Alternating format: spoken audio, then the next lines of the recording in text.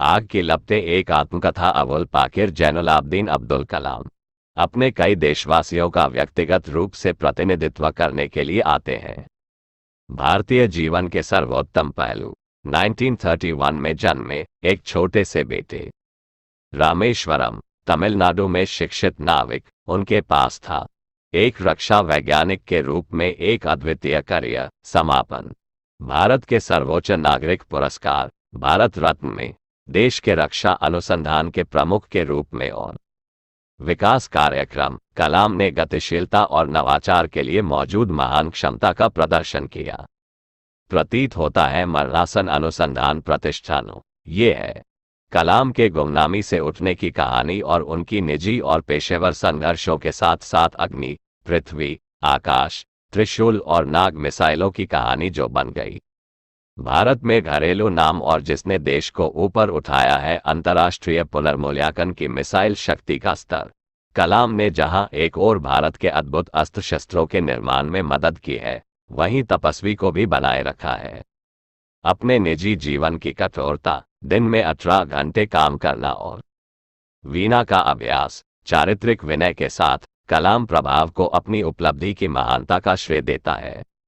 अपने शिक्षकों और गुरुओं की वह अपने लड़कपन और युवावस्था के संघर्षों का वर्णन करता है, जिसमें रोजमर्रा की जिंदगी जीवंत होती है। दक्षिण भारत के छोटे शहर और शिक्षकों की प्रेरक भूमिका, वह दूरदर्शी भारतीय की भूमिका का वर्णन करता है। वैज्ञानिक जैसे डॉक्टर विक्रम साराभाई और सृष्टि के अनुसंधान संस्थानों के एक समन्वित नेटवर्क की ये स्वतंत्र भारत के संघर्ष की गाथा भी है। तकनीकी आत्मनिर्भरता और रक्षात्मक स्वायत्ता ए राजनीति, घरेलू और अंतर्राष्ट्रीय के बारे में कहानी जितनी यह विज्ञान के बारे में है। अरुण तिवारी ने रक्षा अनुसंधान और विकास प्रयोगशाला DRDL हैदराबाद में एक दशक से अधिक समय तक डॉक्टर APJ अब्दुल कलाम के अधीन काम किया। वह वर्तमान में कार्डियोवास्कुलर टेक्नोलॉजी इंस्टीट्यूट हैदराबाद के निदेशक हैं, जहां उन्होंने स्वदेशी रक्षा प्रौद्योगिकी का उपयोग करके लागत प्रभावी चिकित्सा उपकरणों के विकास के डॉक्टर कलाम के दृष्टिकोण का अनुसरण कर रहा है। डॉक्टर कलाम अब भारत के राष्ट्रपति हैं। वह करने के लिए चुना गया था। 2002 में भारी बहुमत से भारत का कार्यालय, मेरे माता पिता की स्मृति में समुद्र की लहरें, सुनहरी रेत, तीर्थयात्रियों का विश्वास, रामेश्वरम मस्जिद सड़क, सभी एक में विलीन हो गई। मेरी माँ, आप मेरे पास स्वर्ग की देखभाल करने वाली भुजाओं की तरह आते हैं। मुझे युद्ध के दिन याद है जब जीवन चुनौती और परिश्रम था। मीलों चलना है, सूर्योदय से कुछ घंटे पहले पास के साधु गुरु से शिक्षा लेने चलना है मंदिर, अरब शिक्षण स्कूल, फिर मीलों, रेलवे स्टेशन रोड तक रेतीली पहाड़ियों पर चढ़ो, इकट्ठा करो मंदिर, शहर के नागरिकों को समाचार पत्र वितरित करो, सूर्योदय के कुछ घंटे बाद स्कूल जाओ, शाम काम का समय, रात में अध्ययन से पहले एक जवान लड़के का ये सारा दर्द। मेरी माँ, तुमने 5 बार झुककर पवित्र शक्ति में बदल दिया। केवल सर्वशक्तिमान की कृपा के लिए। मेरी माँ, आपकी मजबूत भक्ति आपके बच्चों की ताकत है। आपने हमेशा अपना सर्वश्रेष्ठ उसके साथ साझा किया जिसे सबसे ज्यादा जरूरत थी। आपने हमेशा दिया और उस पर विश्वास के साथ दिया।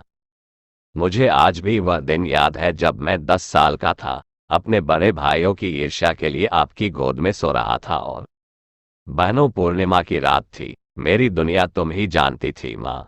मेरी माँ, जब मैं आधी रात को जागा तो मेरे घुटने पर गिरे आंसुओं के साथ तुम्हारे बच्चे का दर्द जानती थी। मेरी माँ, आपके देखभाल करने वाले हाथ, कोमलता से दर्द को दूर करते हुए आपका प्यार, आपकी देखभाल, आपके विश्वास ने मुझे बिना किसी डर के और उनकी ताकत से दुनिया का सामना करने की ताकत दी। हम महान न्याय दिवस पर फिर मिलेंगे। मेरी माँ। APJ अब्दुल कलाम। विषय वस्तु प्रस्तावना अभिस्वीकृति परिचय अभिविन्यास निर्माण प्रायश्चित चिंतन उपसहार प्रस्तावना। मैंने डॉक्टर APJ अब्दुल कलाम के अधीन एक से अधिक समय तक काम किया है। दशक, यह मुझे उनके जीवनी लेखक के रूप में अयोग्य प्रतीत हो सकता है और मुझे निश्चित रूप से एक होने की कोई धारणा नहीं थी।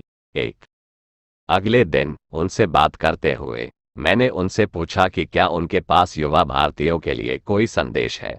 उनके संदेश ने मुझे मंत्रमुग्ध कर दिया। बाद में हिम्मत जुटाई, उनसे उनकी यादों के बारे में पूछे ताकि मैं उन्हें लिख सकूं, इससे पहले कि वे समय की रेत के नीचे असाध्य रूप से दब जाएं। हमारे बीच देर रात तक बैठने की एक लंबी श्रृंखला थी और भोर के लुप्त होते तारों के नीचे सभी किसी तरह चोरी हो गए। दिन के 18 घंटे के अपने बेहद व्यस्त कार्यक्रम से उनके विचारों की गहराई और व्यापकता ने मुझे मंत्रमुग्ध कर दिया।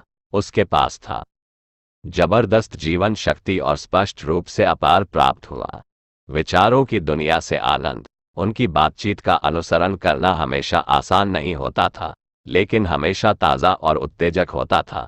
उनके आख्यान में जटिलताएं, सूक्ष्मताएं और पेचीदा रूपक और उपकथाएं थीं, लेकिन धीरे धीरे उनके तेजस्वी मस्तिष्क के प्रकटीकरण ने एक सतत प्रवचन का रूप धारण कर लिया। जब मैं ये पुस्तक लिखने बैठा तो मुझे लगा कि इसकी आवश्यकता है। मेरे पास जितना अधिक कौशल है, लेकिन एहसास इस कार्य का महत्व और इसके बारे में एक सम्मान की बात है। इसे प्रयास करने की अनुमति दी गई। मैंने इसके लिए ईमानदारी से प्रार्थना की, साहस और क्षमता इसे पूरा करने के लिए। ये पुस्तक भारत के उन सामान्य लोगों के लिए लिखी गई है जिनके लिए डॉक्टर कलाम का अपार स्नेह है और जिनके लिए डॉक्टर कलाम निश्चित रूप से एक है के साथ उनका सहज संबंध है। सबसे विनम्र और सरलतम लोग, उनका अपना एक संकेत सादगी और सहज आध्यात्मिकता। मेरे लिए ये पुस्तक लिखना एक तीर्थ यात्रा के समान रहा है। डॉक्टर कलाम के माध्यम से मुझे ये रहस्योद्घाटन मिला। जीने का असली आनंद केवल एक ही तरीके से पाया जा सकता है, अपने तरीके से, अपने भीतर छिपे ज्ञान के एक शाश्वत स्रोत के साथ संवाद, जिसे खोजने के लिए प्रत्येक व्यक्ति को बाध्य किया जाता है और खुद के लिए खोजें।